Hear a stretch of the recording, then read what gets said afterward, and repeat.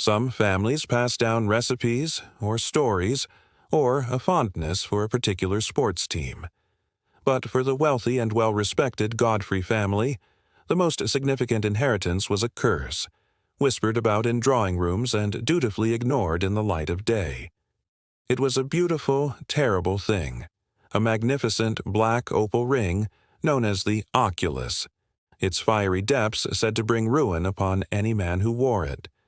They treated it as a superstition, a quaint relic of a more dramatic age, until the day it became the only clue in a perfect, blood-soaked mystery. Our story begins not with a crime, but with a man who seemed to have it all. Arthur Godfrey was the epitome of old-money elegance. In his late 50s, with a distinguished sweep of silver hair and a fondness for tailored tweed, he was a pillar of his community, a respected historian and the proud custodian of the family estate just outside the misty, picturesque town of Ravenswood. He lived there with his second wife, Isabella, a woman 30 years his junior, whose beauty was as striking as her husband's wealth. Theirs was a life of curated comfort, filled with charitable galas and quiet evenings in the library. But the Oculus remained, locked away, a serpent in their Eden. Arthur, a man of logic and reason, scoffed at the stories. To him it was just a ring, a piece of history, and history, he would soon learn, has a way of repeating itself. The first crack in the facade appeared on a rain-lashed October evening. Arthur had been agitated for days, telling his lawyer he was working on a project that would change everything. He'd even done the unthinkable. He'd taken the Oculus from its case. A neighbor, stopping by for a drink, saw it on Arthur's finger and made a joking comment about the curse. Arthur had merely smiled, a tight, humorless gesture. "Some curses," he'd said, his voice low, "are just the past catching up with you." Those were the last words anyone outside his family would hear him speak. The following morning, Isabella Godfrey made a frantic 911 call. Her voice was a ragged wire of panic. "He's gone," she gasped. There's blood on the desk, and the ring is missing." The scene that greeted the Ravenswood police was both chaotic and curiously sterile. Arthur Godfrey had vanished. His study, a room usually smelling of leather and old books, was tainted with the coppery scent of blood. A significant amount was smeared across his antique mahogany desk, and a single, violent swipe marked the wall. But there was no body, no sign of a struggle beyond the blood, no forced entry. It was as if Arthur Godfrey had simply dissolved into the ether, leaving only a red stain behind. And the Oculus, the one object that seemed to be at the heart of the mystery, was gone. The case, forced open with a sharp tool, sat empty on the desk, a silent accusation.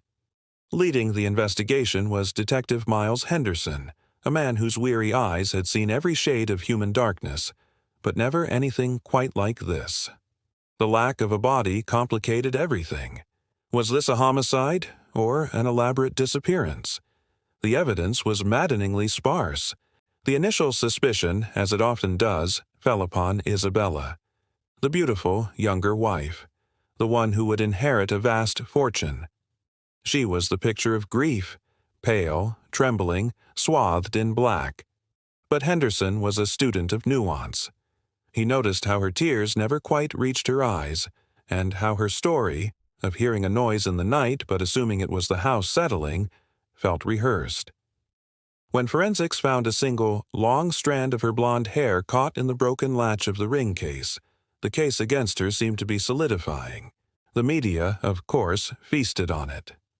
"Black Widow of Ravenswood," the headline screamed. The curse of the Oculus was now a sensational sidebar, a Gothic flourish in a modern-day drama. But just as the net seemed to be closing around Isabella, the investigation took its first unexpected turn. Arthur's son from his first marriage, Julian, arrived from overseas. He was a brooding, intense man in his 30s, with none of his father's polished charm. He despised Isabella, calling her a gold digger to anyone who would listen. He also held a deep, genuine belief in the family curse. He provided Henderson with a motive that had nothing to do with money. He claimed his father had recently confided in him, revealing that he believed the Oculus was not merely cursed, but stolen generations ago. Arthur, the historian, had been on the verge of proving it, intending to return the ring to its rightful heirs, a distant and reportedly volatile branch of the family. Julian's voice was low and urgent as he told the detective he wasn't killed for money, he was silenced for the truth. This new angle introduced a shadowy, unknown third party, a potential killer who had come not for a man, but for a relic. The courtroom drama that followed was a media circus. Isabella stood trial for murder, despite the absence of a body, a rare and difficult legal maneuver. The prosecution painted a picture of a cold, calculating woman who had staged a bizarre scene to cover her tracks. They had the hair evidence, the life insurance policy, the rumors of a failing marriage. Isabella, on the stand, was a fragile figure. She maintained her innocence, her voice barely a whisper. When the prosecutor held up a photo of the empty ring case, demanding to know why her hair was inside it, she broke down. "I was curious," she cried. "I looked at it the day before. I wanted to see what all the fuss was about. I must have leaned too close." It was a flimsy explanation, and the jury's skeptical faces said it all. The case seemed lost. Then came the climax, the moment that turned the entire trial on its head. The defense called a surprise witness, an elderly antiques dealer from a city 200 miles away.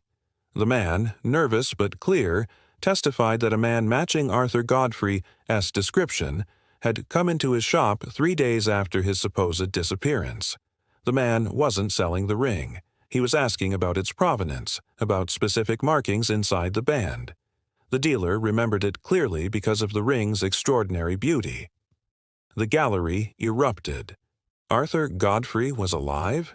If so, whose blood was on the desk? The prosecution's case crumbled into dust. Isabella was acquitted, a free woman shrouded in a new, even deeper mystery. The truth, when it finally emerged, was more shocking than any curse. Detective Henderson, unable to let the case go, pursued the antiques dealer's lead. He tracked the Oculus, not to a killer, but to a pawn shop in a neighboring state. The pawnbroker's security camera footage provided the final, devastating revelation. The person pawning the ring was not a shadowy assassin, nor was it Arthur Godfrey. It was Julian. Confronted with the evidence, Julian Godfrey's carefully constructed facade shattered. The brooding, curse-obsessed son had orchestrated the entire macabre scheme. He had lured his father to the study that night, arguing violently about the ring and the family's legacy. The struggle was real.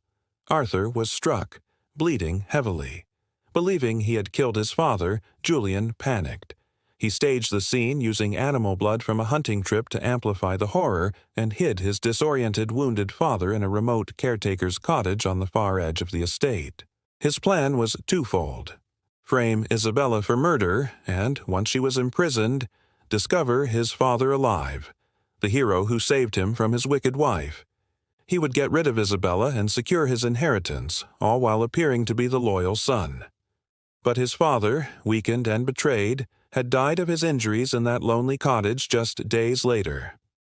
Julian's final, desperate act was to travel to the antiques dealer, using his father's notes, hoping to validate the ring's history and justify his own monstrous actions. He had been so consumed by the legend of the curse, he ended up becoming its ultimate instrument. The Oculus was recovered, a cold, glittering thing. It now sits in an evidence locker, its fire dimmed, a testament not to supernatural evil, but to the very human greed and obsession it was said to inspire. The curse was never in the stone, but in the hearts of those who coveted it. A family was destroyed, not by a phantom, but by a son who believed in a story so deeply, he was willing to make his father a character in its tragic final chapter. Some legends are just stories. Others are a blueprint for ruin. If stories like this keep you hooked, hit subscribe for more.